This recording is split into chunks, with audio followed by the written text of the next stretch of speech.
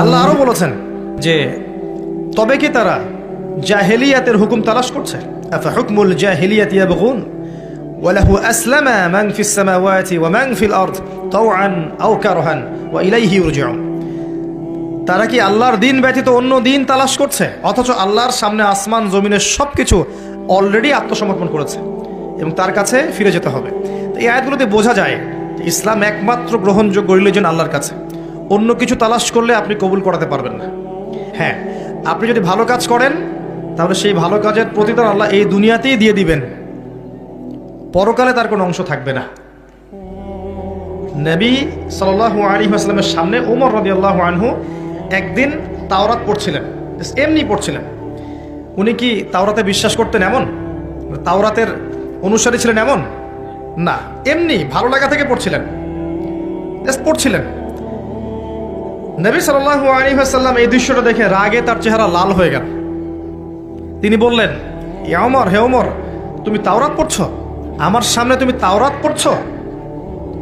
লাউ কানা মূসা হাইয়ান, যদি মূসা যার উপর তাওরাত নাজিল হয়েছিল, এই মূসা যদি এখন জীবিত থাকতো, ফাত্তাবা'তুমুহু, আর তোমরা তার অনুসরণ করতে, ওয়া তারাকতুমুনি, আর আমাকে ছেড়ে দিতে, লা দালালতুম আন সাওয়াইস সাবিল, তাহলে তোমরা সঠিক পথ থেকে বিচ্যুত হয়ে যেতে।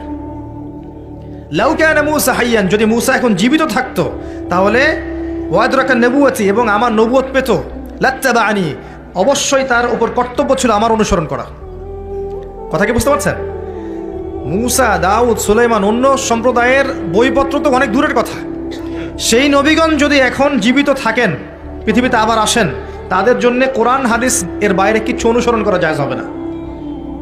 এমনকি ঈসা ইবনে মারিয়াম যখন আসবেন, তিনি কি নতুন ধর্ম নিয়ে আসবেন? ওই ঈসা আলাইহিস সালাম যে আবার আসবেন আপনারা জানেন তো নাকি? বিশ্বাস করেন?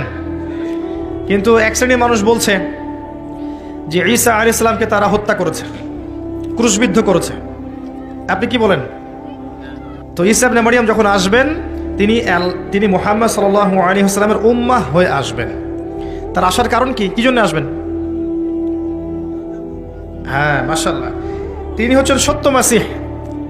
সত্য মাসিহ আসবেন মিথ্যা মাসিহকে হত্যা করতে। মিথ্যা মাসিহের নাম মাসিহুদ দাজ্জাল।